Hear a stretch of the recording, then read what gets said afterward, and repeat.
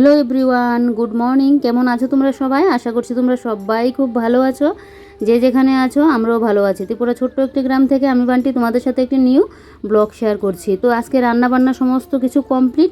একে তো হাড় কোপানো গরম, তো ভাবলাম কি যে না সকাল সকাল রান্নাবান্নাটা শেষ করি, তারপর না হয় বেডরুমটাকে ডিপ ক্লিন করব। তো আমি রান্নাবান্না শেষ করে কিভাবে একদম 30 মিনিটের মধ্যে খুব সহজে আমার রান্নাঘরটাকে বেডরুমটাকে ডিপ ক্লিন করি, সেটাই আজকে চলো তোমাদের সাথে শেয়ার করব।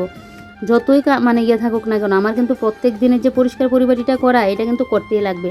আজকে এই ঘরটা করলাম, তো কালকে আবার রান্নাঘরটা করব। পুরোটা যে একদিনে করে নিতে পারবো এটা কিন্তু না। আগে তো আমি শীতকাল হলে না একদম পুরো ঘর একদিনে পুরো ডিপ ক্লিন করে নিতাম। এখন যেহেতু অসহ্য গরম পড়ে সকাল থেকে, তো রান্না বান্না, ঘর গুছানো, এই যে মুছামাছি করে ক্লিন করা অনেকটা সময়ের দরকার, অনেকটা কষ্টও হয়।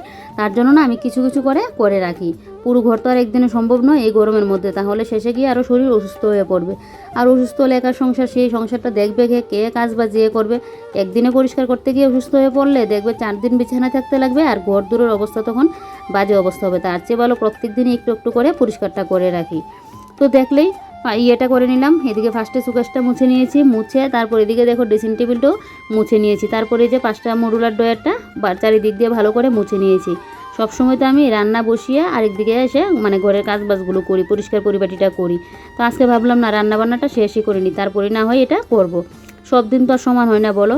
সংসারের কাজগুলো দেখবে প্রত্যেক দিন কিন্তু আমরা একইভাবে করতে পারি না, এক এক দিন কিন্তু এক একভাবে কাজগুলো হয়। তো এই যে এখানের কাপড়টা না একটু বেশি বড় হওয়াতে এদিক সেদিক দিয়ে বেরিয়ে থাকে, তো ওইরকম আবার লেজ যদি বেরিয়ে থাকে ওইটা দেখতে ভালো লাগে না, তাই একটু আমি মাপে ঝুঁকে একদম কাটাকুটি করে দিচ্ছি। আর এইরকম মেপে ঝুঁকে কাটা না, ওইটা আমি আবার বেশ ভালোই কাটতে পারি। কোনটার সাথে কোনটা একটু সেটটা মিলবে, কোন জায়গাটা একটু কেটে দিলে একটু সুন্দর লাগবে, কোন জায়গাটা কীভাবে পাতলে ভালো লাগবে, সেটা আবার আমি ভালো করতে পারি। কী বলো তো, সবসময় তো আমার নেশাটা থাকে আমি আমার ঘরটাকে কীভাবে সাজিয়ে গুছিয়ে রাখবো, ঘরের মধ্যে কোন জিনিসটা কোন জায়গায় রাখলে ভালো লাগবে, সেইটা আমার মাথায় নেশা থাকে তো সবসময়। তাই এই কাজগুলো আমি ভালোই করতে পারি। দেখবে আমাদের এক একজনের কিন্তু এক একটা নেশা থাকে। অনেকের আঁকার নেশা থাকে, অনেকের ঘর সাজানোর নেশা থাকে, অনেকের রান্নার নেশা থাকে। এক একজনের কিন্তু এক এক রকমের নেশা থাকে। ভগবান উপর থেকে না আমাদেরকে এক একটা দিক দিয়ে কিন্তু পাঠিয়ে দিয়েছে। এরকম যে আমার ঘর গুছানোর দিকে নেশা একটা, কীভাবে আমি আমার ঘরদোর গুছিয়ে রাখবো। আর যেদিনকে ঘরদোর না গুছানো থাকে সেদিন তো আমার মাথা পুরো হয়ে থাকে। এরকম যদিও হয় না, কাজের লেগে যায়, তাড়াহুড়োটা লেগে যায় যে কোনটা ছাড়া কোনটা করবে, এইরকমটা হয়েছে। কিন্তু ঘরদোর না গুছিয়ে রাখাটা এটা আমি কোনো দিনও করিনি। শরীর অসুস্থ থাকলেও অসুস্থ শরীর নিয়েও আমি ঘরদোর গুছিয়ে রাখবই। তো এদিকে দেখো 5টা যে মডুলার ড্রয়ারটা জায়গা মতো রেখে এদিকে দেখো আমি এখন গডরেজটাও মুছে নিয়েছি। মুছে এই যে এখানে তো আমার একটা ফুলদানি থাকে, এখন আবার আমি এখানে এই বেম্বু প্ল্যান্টটাও আমি রাখছি। তো এই যে দেখো এই জায়গাটা মুছে মাছে জায়গার জিনিস জায়গা মতো রেখে দিয়েছি। তারপর যে মিটচিপটা চারিদিক দিয়ে মুছে নিলাম। তো নিচটা মুছবো, তো তার আগে দেখো এদিক দিয়ে আবার একটু পাখাটাও আমি একটু মুছে দিচ্ছি। তো ওই সাইডটা একটু মুছে নিলাম, নিয়ে এবারে দেখো মিটচিপটাকে এখন ভালো করে একদম মুছে দেবো। মিটচিপ তারপর খাটের এই সাইডটা ভালো করে মুছে নেব। প্রত্যেক দিন যদি এভাবে একটু একটু করে ধুলোবালিগুলো পরিষ্কার করে রাখি না, জিনিসপত্রগুলো দেখবে নোংরা হবে না, আর কালারটাও নষ্ট হবে না। না হলে কিন্তু 1 দিন 2 দিন 3 দিন পড়তে কিন্তু ধুলোবালি পড়তে জিনিসটাও নোংরা হয়, আর একদম বেশি করে পড়বে তো কালারটাও কিন্তু নষ্ট হয়ে যায়। তো একটু একটু এভাবে ধুলোবালি পরিষ্কার করে রাখলেই দেখবে জিনিসগুলো ভালো থাকে, চকচকে থাকে। আর যেহেতু এখন বৃষ্টি হচ্ছে না, এত পরিমাণে রোদ, মাটিতে পুরো শুকিয়ে কাঠ, সেই তো একটু হাওয়া দিলে যা ধুলোবালি আমাদের ঘরে ঢুকে। আর যেহেতু বাড়িটা আমাদের স্ট্যান্ডের কাছে, আরও যেন সারাদিন গাড়ি চলাচল করছে, তো আরও যেন ধুলোবালিটা আমাদের বাড়িতে বেশি হয়।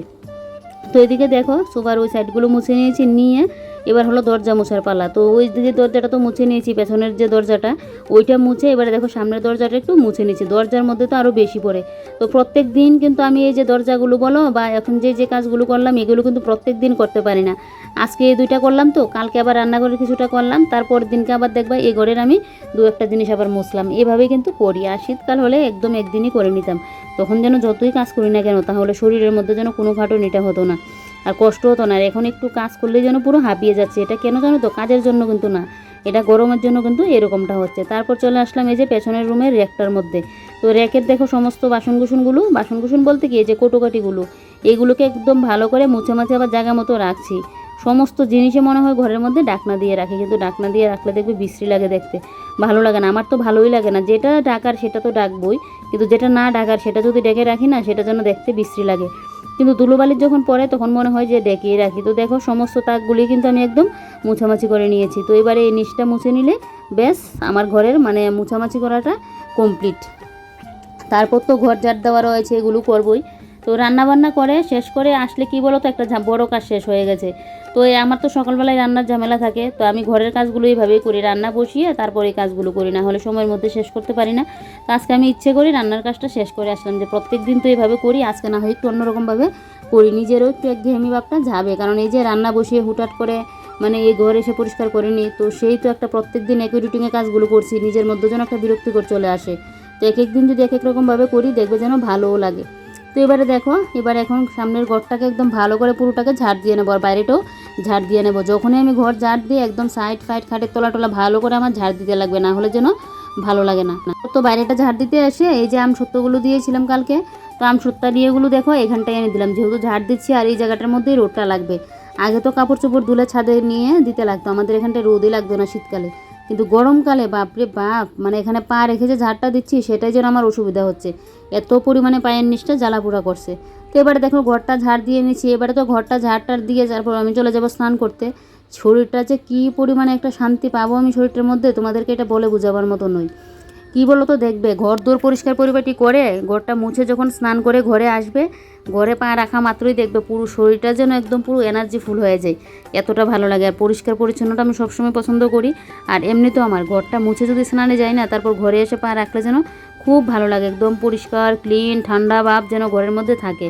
আর এখন তো গরমকাল, প্রত্যেক দিনই ঘরটা মুছতে লাগছে, সকালে না পারি বিকেলের দিকে হলো আমি ঘরটা মুছে নিচ্ছি। তো দেখলেই খাটের তলাটাও মুছে নিলাম। আর বিশেষ করে কী বলো তো, আমি তো এখন গরমকাল বললে বিছানার মধ্যে তো দুপুরে শোয়াই যায় না, এত পরিমাণে টিনের ঘরে গরমটা থাকে, তা আমি নিচটার মধ্যে না শুয়ে থাকি। তো ফ্লোরের মধ্যে শুলে ঘরটা যদি একটু ভালো করে না মুছি না, ভালোও লাগে না। আর আমি যখনই ঘর মুছে আমার কোনাকানি মেরে ঘরটা মুছতে লাগবে, এই যে উপর দিয়ে ঘর মোছা ওইটা আমি করি না। এখন একটা কিছু ঘর মোছার পর একটা কিছু পড়লেও পড়ে, তখন তো একটুখানি মুছলাম, তখন তো আর পুরো ঘর আবার মুছবো না, না হলে একদম পুরো ঘর আমার ক্লিন করে লাগবে। যখনই একটা কোনো কিছু নোংরা হলো তো সাথে সাথে কতক্ষণ আমি এটা পরিষ্কার না করব, সেটা যেন আমার ভালো লাগে না। বাড়িতে একটা অতিথি আসুক, তো সে খাওয়া দাওয়া সমস্ত কিছু করলো, তারপর দেখবে আমি সাথে সাথেই পরিষ্কার করে নেব, না হলে যেন এই যে দুদিনের জন্য ফেলে রেখে দেওয়া সে, তাহলে তো আমার ঘুমই আসবে না। তো এই যে দেখো এবারে ঘর তো পুরো মুছে নিয়েছি, পাখাটা চালিয়ে দিয়ে রাখলাম। এবারে দেখো বাইরেটাকেও একদম পুরো বারান্দাটাকে মুছে নিচ্ছি, যে ঘরের দরজাটার সামনের সাইডটাও একদম ভালো করে একদম মুছে নেব। এইভাবে লাঠি দিয়ে মুছলে ভালো হয়, কিন্তু হাতের মোছাটা কিন্তু লাঠির মোছাটার থেকে অনেকটা ফ্রেশ থাকে, কিন্তু হাত দিয়ে মোছা তো আর সম্ভব নয়। এভাবে খাটের তলায় গিয়ে লাঠিটা মানে থাকাতে তো আমি খাটের তলাটাকে একদম ভালো করে মুছতে পারি। আর এবারে না এই জায়গাটার মধ্যে একদম বালতির জলটা ভালো করে এখন একটু ঢেলে দেবো, এই যে দেখো এটা দিয়ে দিচ্ছি। এগুলো এখন মুছছি তো সাথে সাথেই দেখবে শুকিয়ে যাবে, মোছা মাত্রই জলটা শুকিয়ে যাবে, এত পরিমাণে রোদের তাপ। বৃষ্টিও হচ্ছে না জানো তো, ভালো লাগছে না। বৃষ্টিটা হলে দেখবে অতটা কিন্তু হতো না, কিন্তু গরমের দিন তো গরম থাকবে, তারপরে বৃষ্টিটা হলে তো একটু মানুষ শান্তি পেত। বৃষ্টিটা আমাদের এখানে হচ্ছে না। তো এদিকে বাথরুমে বালতিটার এটা নিয়ে গেলাম, তারপর এদিকে বালতিটা ধুয়ে এক বালতি জল নিয়ে আসলাম, যাতে ঘরে পাটা ধুয়ে ঘরে ঢুকতে পারি। তো এদিকে দেখো এবারে মনে হলো যে আমসত্ত্বগুলো একটু উল্টিয়ে দিই, দেখো আমসত্ত্বগুলো কিন্তু শুকিয়ে গেছে। তো ফার্স্টে এটা ভাবছি তুলতে গিয়ে যে এটা উঠাতে পারবো কিনা, তারপর ভাবলাম না ওইটা আগে তুলে নিই, আর তেল দিয়ে বসালাম তো সহজে কিন্তু উঠে যাবে।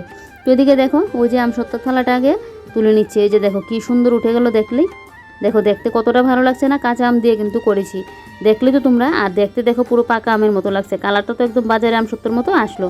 এবারে যাই হোক চলো তোমাদেরকে ঘরের লুকটা একবার দেখিয়ে দিই, যে আমি ডিপ ক্লিন করার পর 30 মিনিটে ডিপ ক্লিন করে নিয়েছি, ঘরটা এবার কীরকম লাগছে। এই যে দেখো আমার ঘরে ঢুকিয়ে যেটা দেখবে এ হলো সামনের সাইডটা, এই যে সোফাগুলো থাকবে, আর সামনে যে এই যে ইয়েটা থাকবে টেবিলটা আর মানি প্ল্যান্টটা। তারপর তো এই যে এই হলো আমার ড্রেসিং টেবিল, মেয়েদের পছন্দের একটা জায়গা, এটা সব মেয়েদেরই দেখবে পছন্দের একটা জায়গা হলো এই যে ড্রেসিং টেবিলটা।